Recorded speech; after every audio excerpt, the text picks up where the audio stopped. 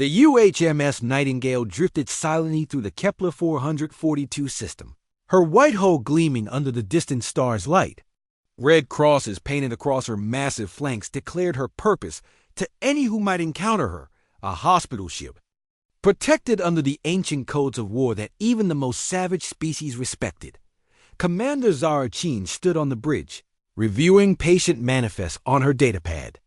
300 wounded from 7 different species lay in the medical bays below, victims of the ongoing border skirmishes between the hegemony and the coalition. The Nightingale served all sides equally, as was humanity's way in conflicts that predated their arrival to the galactic stage. "Commander," called Lieutenant Torres from the communication station, "we're receiving a distress beacon from the surface of Kepler 442b. Looks like a crash transport mixed crew, civilian and military casualties." Chun nodded. "Set course for atmospheric entry. Prep the emergency medical teams." The Nightingale was one of 12 hospital ships in humanity's small but growing fleet. Unlike other species who maintained separate military and medical vessels, humans had insisted on clearly marked, unarmed hospital ships that operated under strict humanitarian protocols. The galactic community had initially scoffed at such naivety, but over the decades, even the most warlike species had come to respect the red crosses of human medical vessels docked as the ship descended through the planet's atmosphere. Senior Medical Officer Dr. Yuki Tanaka coordinated the rescue operation. Her team had already saved thousands of lives across dozens of worlds, asking no questions about allegiance or species. It was what made humanity unique in a galaxy where most civilizations would let their enemies bleed out. The rescue proceeded smoothly. 43 survivors were brought aboard, including both hegemony and coalition personnel who found themselves sharing medical bays in an ironic twist of fate. Chun watched from the observation deck as human medics worked tirelessly to save lives that would return to opposing sides of the conflict. "Unknown vessel.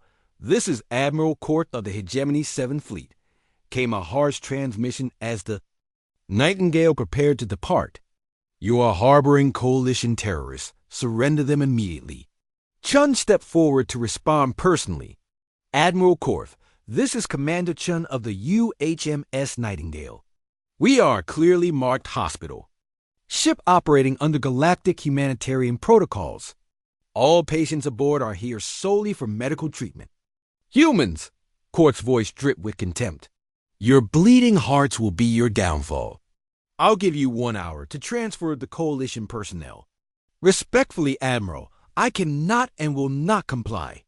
The Nightingale operates under medical neutrality."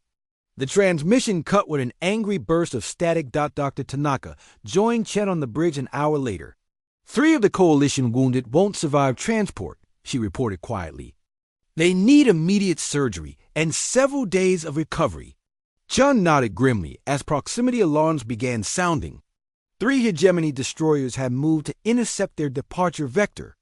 "Admiral Korth, this is Commander Chen.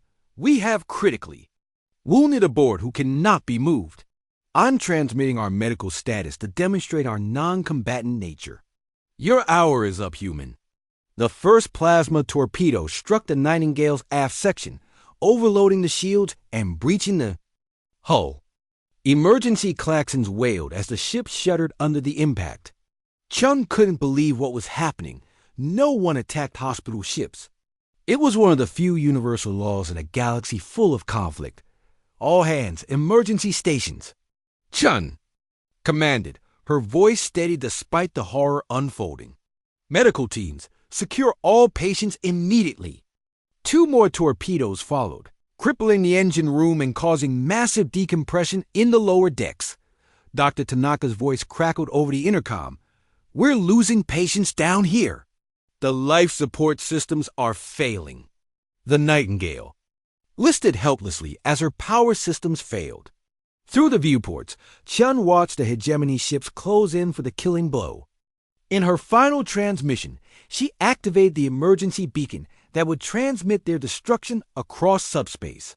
"This is Commander Zarachun of the UHMS Nightingale. We are a hospital ship under attack by hegemony forces. We have committed. No hostile acts. We have. We have wounded from both sides aboard.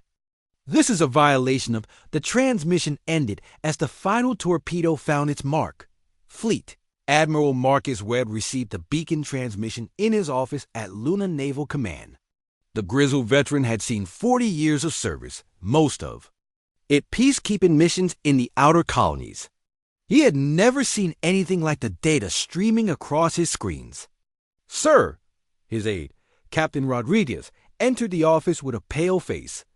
The Nightingale is confirmed destroyed. All hands lost, including 387 patients from multiple species.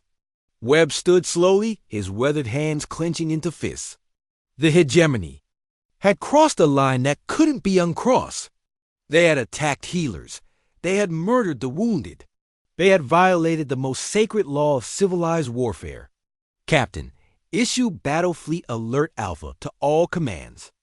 I want every available ship, every carrier, every battleship, every destroyer, every frigate mobilized within 12 hours.